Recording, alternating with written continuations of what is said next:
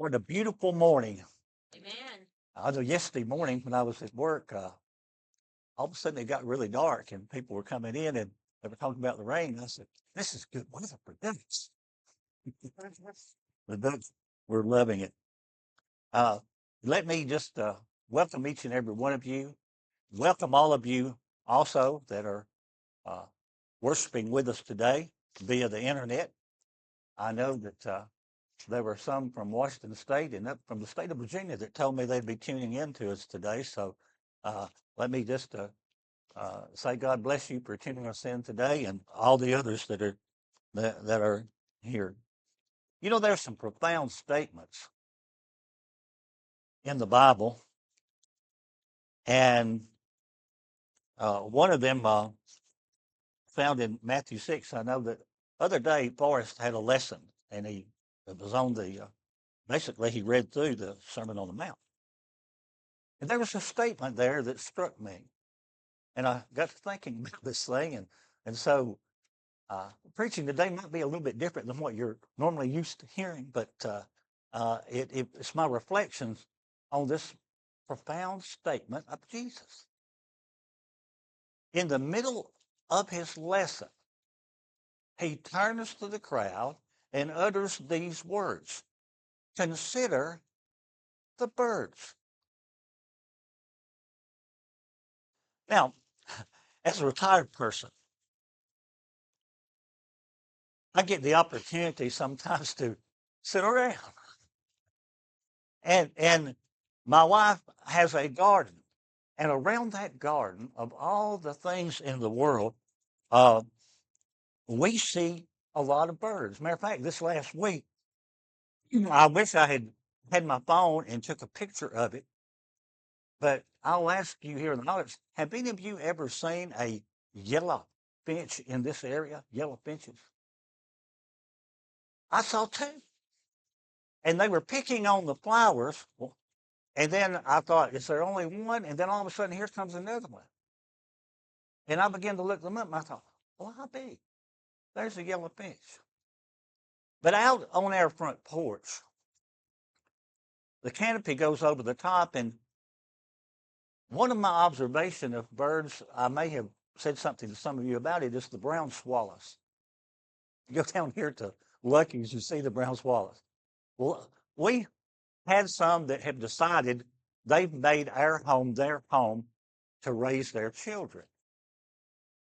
And I observed them and how that they would scurry around as a couple to build their nest. And I mean, they work feverishly to build that nest. And then the next thing you know, they the eggs after the eggs were laid, they would spend time making sure that the eggs were warm. They would swap, by the way, and sit on the eggs. And when the babies were born, here they go again. And I mean, they're working feverishly to feed them. One would stop, go by the nest, another would take off and fly. And then it would come back, and the other one would leave. And it was just like in circular motion, they were feeding their young. And then they get to a point where the mama and daddy bird realize that, okay, all the downy feathers are gone. These birds can fly. And so they would come by and they would feed them, and then they would come out on the ledge and they would call to them, I guess in bird talk. And basically they were saying, come on down to the ledge. And the baby birds are going, feed me, feed me. And so after a period of time, though, guess what happens? They get the baby birds out on the ledge, and the baby birds are flying. Fly, birdie, fly. You can learn a lot from a bird. Now, I'm not suggesting you raise your family like these birds, but I think when Jesus said consider the birds, what he was saying was, you know, if you look around in nature, you can see some good qualities in birds. Now, Um, in Genesis chapter 1, verse 21, after God, God there is creating the heavens and the earth, the Bible says that he created every winged bird according to its kind. Now, I'm not going to get into a big lesson here today about evolution, but if you want to look up some interesting thoughts about kinds and DNA and all of those things, it's worth the study. But think about this for just a minute.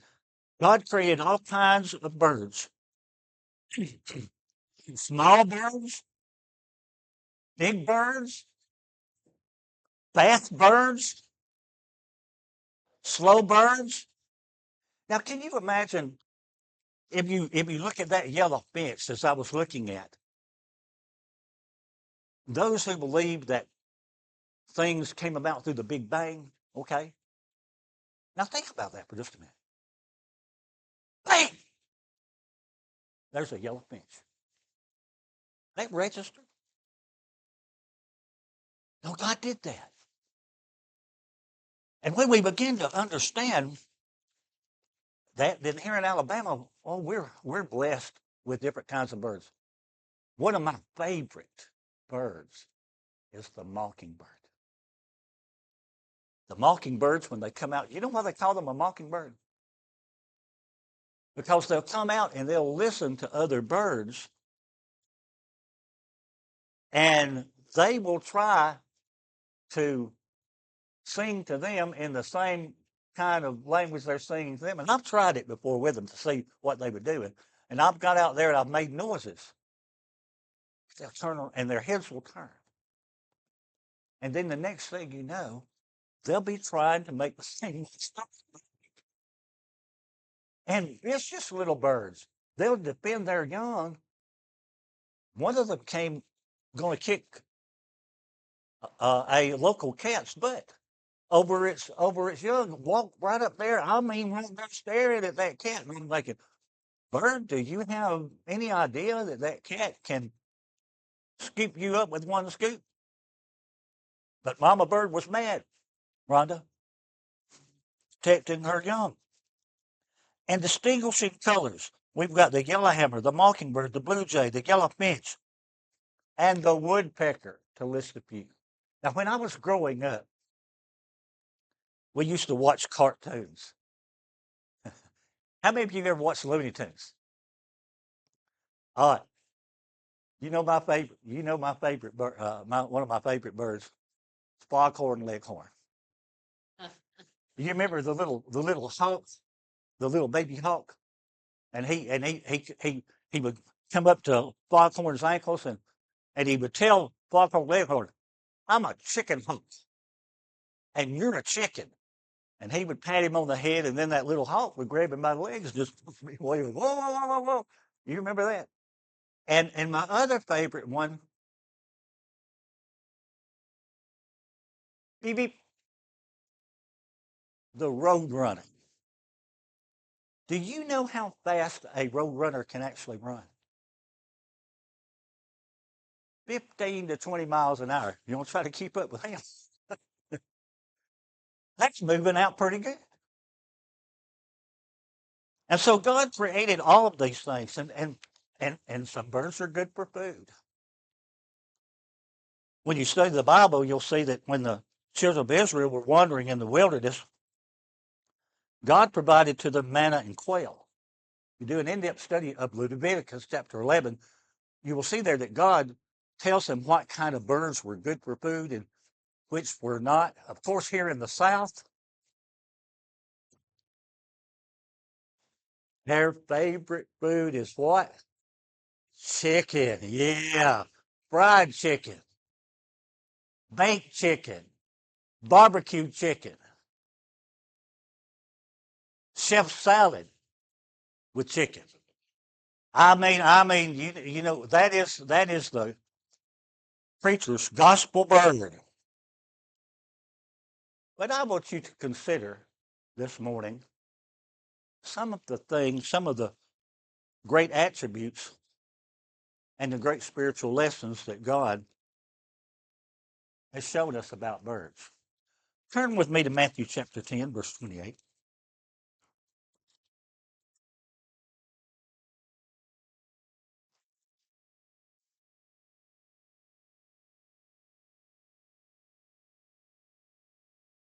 sometimes we think of ourselves as in our own little world, and we sometimes may get the idea that God, He doesn't really care about me, little me. Does He really care about me? And Jesus says here in Matthew 10, verse 28 or 29, are not two sparrows sold for a penny? And not one of them will fall to the ground without your heavenly Father.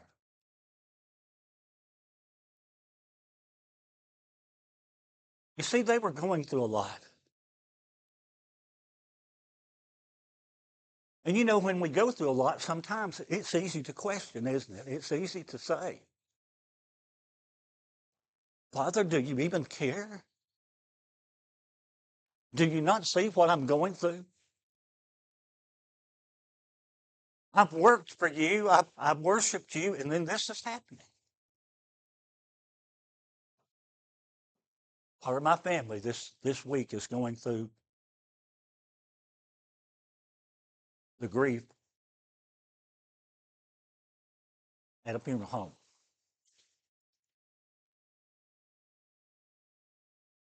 And you know, sometimes it's hard for folks. We think we get used to seeing each other and we want each other to be around forever. And yet we know that death is coming for all of us. The Lord doesn't return before then. Death is coming.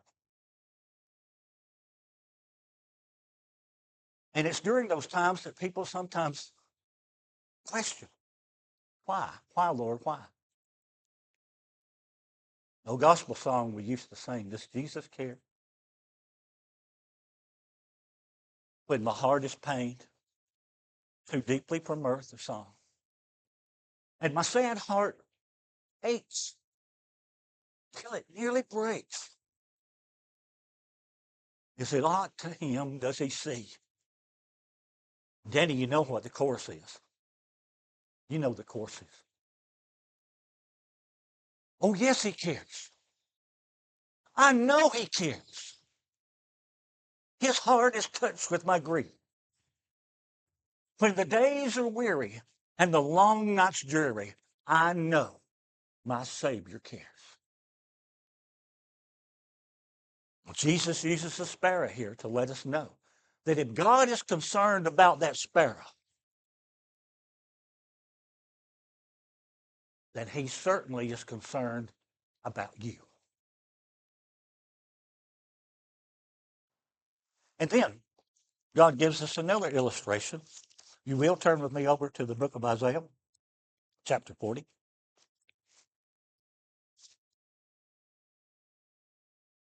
It's so easy going through life many times to get discouraged. Life doesn't turn out just the way that we would hope that it would. And Isaiah is living during a time when the nation itself is in great turmoil spiritually, economically, in every which way possible. Sound a lot like what we're going through today? And yet Isaiah writes to them, trying to share with them hope, trying to show them that things may be dark now, but they're going to get better. But they're a very discouraged people. And so he uses the example of another bird. Beginning in verse 28. Have you not known? Have you not heard that the everlasting God, the Lord, the Creator of the ends of the earth, does not faint, nor is weary? His understanding is inscrutable. He gives power to the faint.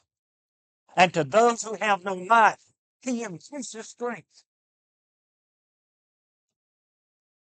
Even the youth shall faint and be weary, and the young man shall utterly fall. Otherwise, what he's saying is, it's so easy for us to get tired.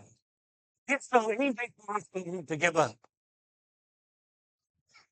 and to just say, it's enough, I quit. But Isaiah uses the example of the eagle. Now think with me about the eagle, considering the eagle. How sharp its eyes are, how strong that bird is. I know that Rhonda and Danny are loving me talking about the eagle. I'm surprised they didn't say war eagle. But the fact of the matter is, we understand that. We understand how powerful of a bird the eagle is. Now, watch what happens to those who are looking to the Lord or waiting on the Lord. But those who wait on the Lord, watch this, shall renew their strength. They shall mount up with wings as what? As eagles. Watch this. They shall run and not be weary. And they shall walk and not faint. Reminds you of Paul's admonition to the Corinthians. Was it be steadfast? What? Unmovable. Always abounding in the work of the Lord, for as much as you know that your labor is not in vain in the Lord. In other words, you can do all things through Christ, who what? Strengthens us. The example of the eagle.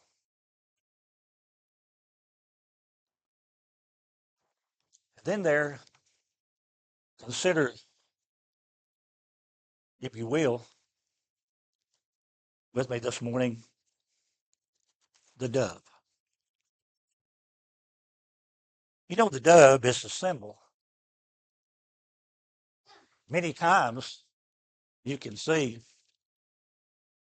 that the symbol of the dove will be on a lot of Christian material. Either, whether it be T-shirts or signs or whatever, you'll see the symbol of the dove. The dove is a symbol of purity and faithfulness. Did you know that doves mate for life? They mate for life. And it's very interesting to me that when John the Baptist in Matthew chapter 3 baptizes Jesus, and he tells Jesus, uh, I need to be baptized of you. Why do you come to me? And Jesus said, suffer it to be so, for it is fitting to fulfill all righteousness. And then he permitted him. And when Jesus was baptized, notice what happens. When he come up out of the water, suddenly the heavens were opened unto him. And he saw the Spirit of God descending on him. How? Like a dove.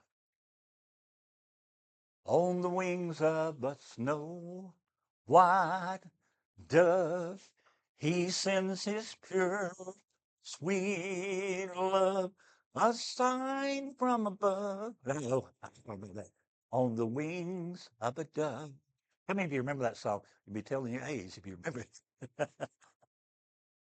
But it's a symbol of purity. I can almost picture, visualize that happening when someone is baptized into Christ.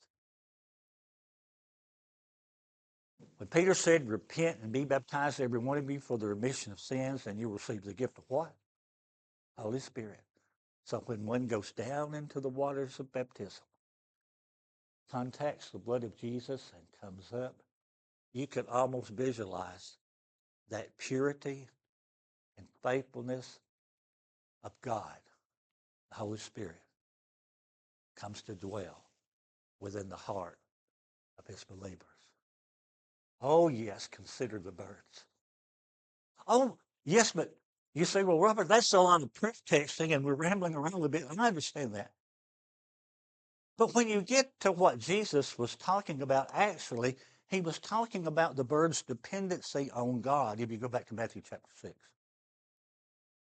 their dependency, they're wholly dependent upon God. You see, we human beings, we tend to worry. Listen, at my house here the other day, the power went off and the internet went off. Oh, Lord. You, you know, something I do. I don't know so long. We worry about everything. Wring our hands.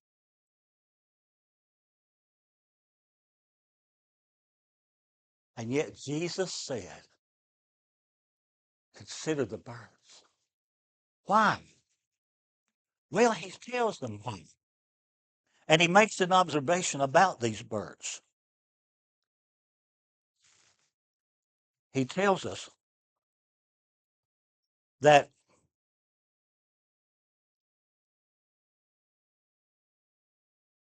they don't go to work. Actually, they're working all day long. What he means is they're not concerned and they do not spin. But what he says is, well, look at this. So, what is it they're not doing? They're not going around saying, what are we going to do? What are we going to drink? What kind of clothes are we going to wear?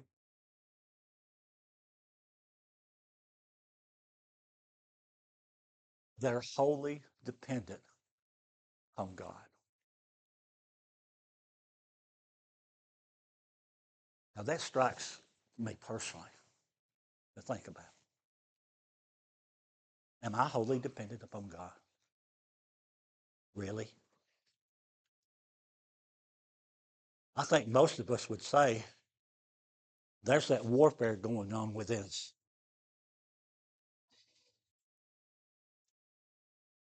each and every one of us. But I think Jesus was pointing out the good quality of the birds. They know that their Heavenly Father will take care of them. You know, worry is the opposite of faith. And we talk about faith before, but worry uh, always sees the glass as being half empty. Worry produces fear. And if you have the spirit of fear, let me just share with you that that does not come from God. Paul said that God has not given us the spirit of fear, but of power and of love and of a sound mind.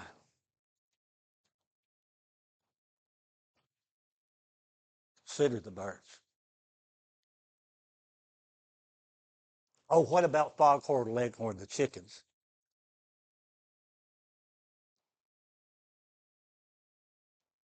One of the most heart-wrenching things that Jesus said concerned, he used the illustration of a chicken. He was making his appeal to people to follow him, his beloved kinsmen, his fellow Jews. And you can almost hear his heart aching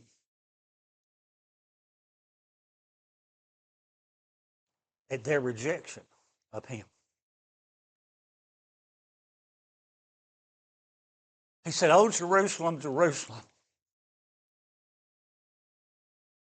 thou that stonest the prophets and killest them that are sent before you. How often would I have gathered thee together?" Now I want you to look at what they had done. They had stoned and killed the prophets before them. And yet, in spite of all that, God sent his call out to them. I don't care this morning what you may have done. God has sent his call out for you.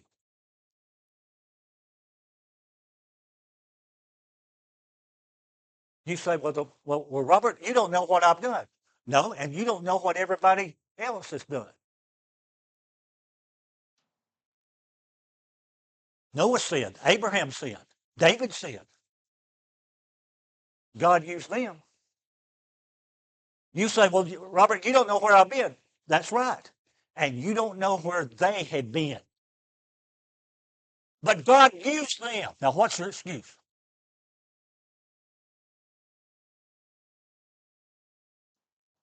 Jesus said, "O Jerusalem, Jerusalem, thou that stonest the prophets and killest them that are sent before you, how often would I have gathered you under my wings, as a chicken doth her brood, and you would not." Oh, consider the birds. You can almost visualize that mama hen with little baby chicks. And she sees the danger, and she gently calls to them in bird talk. And what do those little loving, obedient children do? They run up under their mother's wings for safety.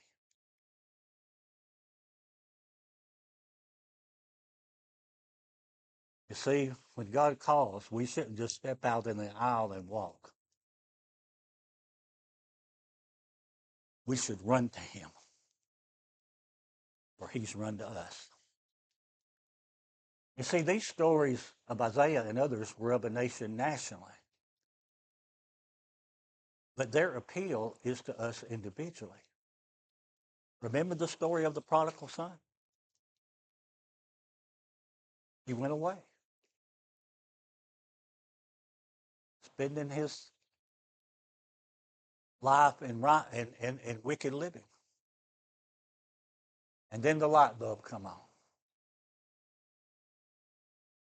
He decided to return to the Father. What did the Father do?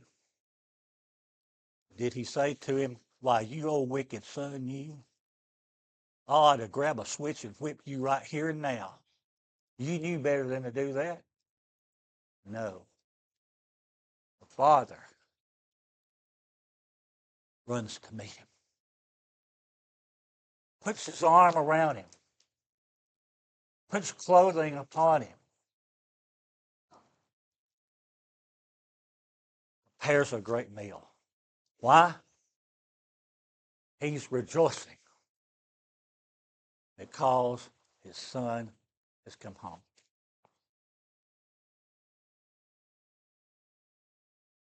Maybe you're here today,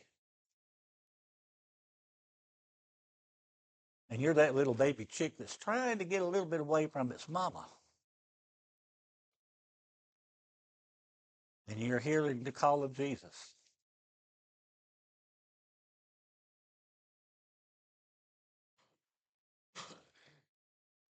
Will you come? Are there things we can pray with you about and assist you in doing? If so,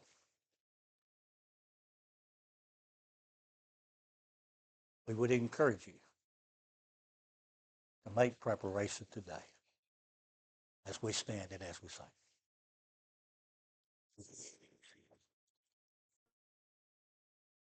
Over all the earth you reign on high, every mountain stream, every sunset sky. But my one request, Lord, my only aim, is that you reign in me again. Lord, reign in me, reign in your power over all my dreams. In my darkest hour you are the Lord of all I am. So won't you reign in me again?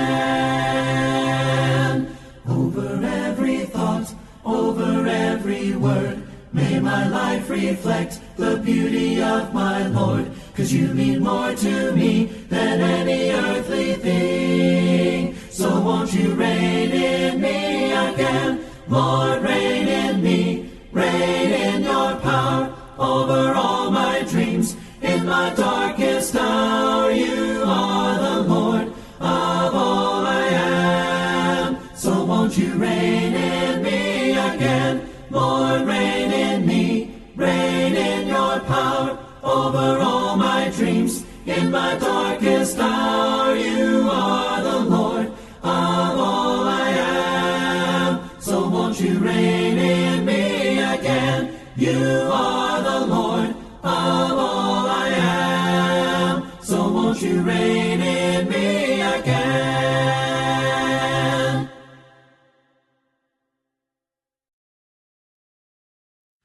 One day when heaven was filled with his praises, one day when sin was as black as could be, Jesus came forth to be born of a virgin, dwelt among men, my example is he. The Word became flesh and the light shined among us, his glory revealed. Living he loved me, dying he saved me, buried he carried my sins far away, rising he justified freely forever. One day he's coming, oh glorious day, oh glorious day. One day they led him up Calvary's mountain, one day they nailed him to die on a tree, suffering anguish, despised and rejected, bearing our sins, my Redeemer is he. The hands that healed nations stretched out on a tree and took the nails from me. Living he loved me, dying he saved me, buried he carried my sins far away, rising he justified freely forever. One day he's coming, oh glorious day, oh glorious day. One day the grave could conceal him no longer, one day the stone rolled away from the door, then he arose,